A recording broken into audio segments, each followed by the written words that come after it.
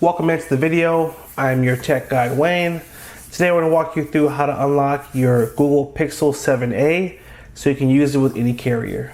The first thing you'll need to do is go to the phone app and make sure you're on the keypad dialer, and you're going to type in *#06 and pound.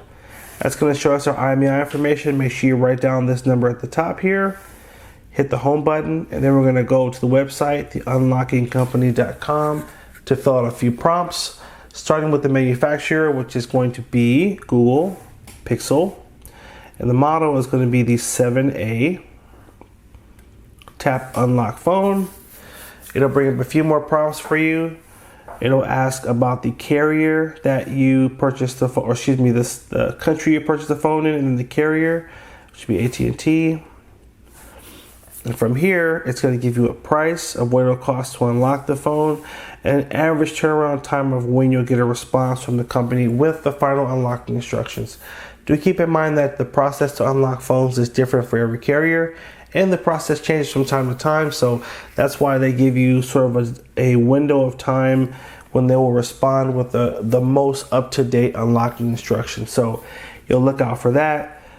Here you'll need to input your IMEI that we got in the first step of the video, add to cart, checkout, and then once you pay, that delivery window starts, the 1 to 72 hours. So keep an eye on your email for those instructions. At the top of the website, you will find a phone number to contact the company if you need to follow up on an order.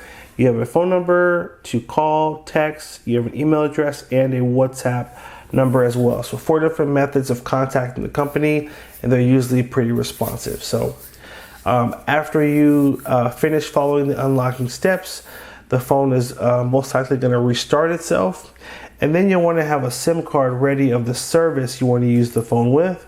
In this case, I want to use it with my T-Mobile SIM card. So I'm going to find my SIM tool that's in the box of my phone, and I'm going to use this to pop out the old SIM card and then put in my new SIM card to get it set up for service. So that's about it, guys. Hope you found this helpful. If it was, hit that like button down below. If you're not already a subscriber, hit that subscribe button and stay tuned for more videos. Take care, and as always, have a good one.